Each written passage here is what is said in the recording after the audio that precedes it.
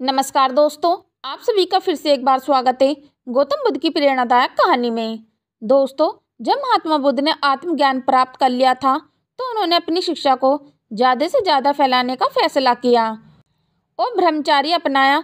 गौतम बुद्ध के जितने भी शिष्य होते थे वह भी ब्रह्मचार्य जीवन जीते थे। यही बुद्ध का नियम था। किसी भी शिष्य को किसी भी महिला से किसी प्रकार का संबंध बनाने की अनुमति नहीं थी एवं महिलाओं से बोलने पर भी पाबंदी थी, ताकि किसी भी शिष्य का ब्रह्मचार्य ना टूटे एवं मन दूषित ना हो।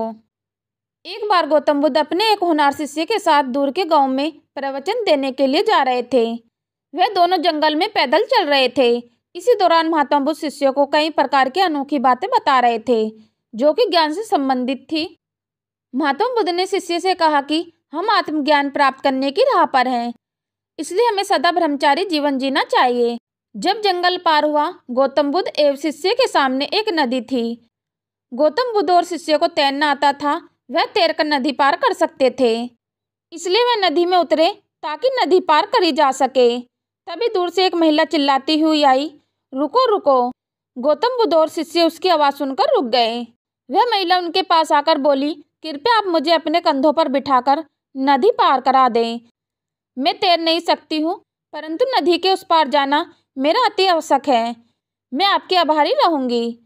गौतम बुद्ध ने बिना हिचकिचाहट से उस महिला को अपने कंधे पर बिठा लिया और नदी पार कराने लगे। यह सब देखकर शिष्य बहुत ज़्यादा आश्चर्यचकित हुआ।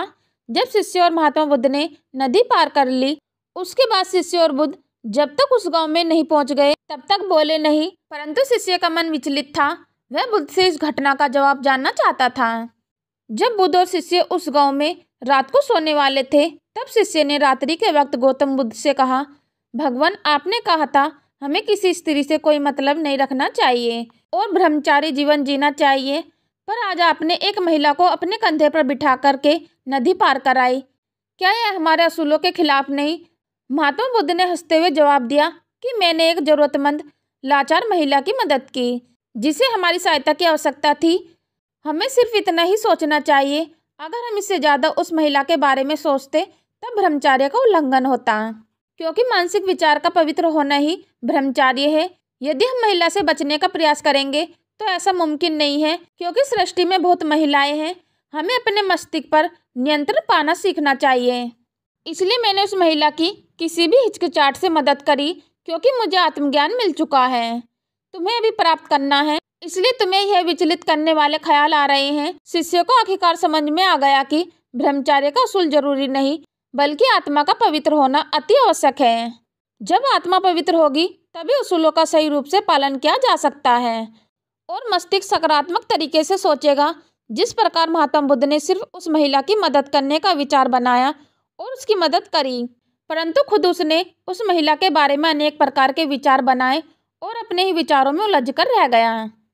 दोस्तों, इस कहानी से हमें ये सीख मिलती है कि बेहतर जीवन जीने के लिए असूल बनाना जरूरी नहीं, बल्कि आत्मा का पवित्र होना जरूरी है। दोस्तों, आशा करती हूँ कि आप सभी को यह स्टोरी पसंद आई होगी, तो नीचे दिए गए कमेंट बॉक्स में कमेंट करके अवश्य बताएं। यदि दोस्तों आप हमारे चैनल पर पहली बार आए हो तो चैनल को सब्सक्राइब और वीडियो को लाइक कमेंट करना ना भूलें। चलो तो दोस्तों, मिलते हैं फिर नेक्स्ट वीडियो में नए ज्ञान के साथ। हम लेते हैं आपसे विदा। धन्यवाद।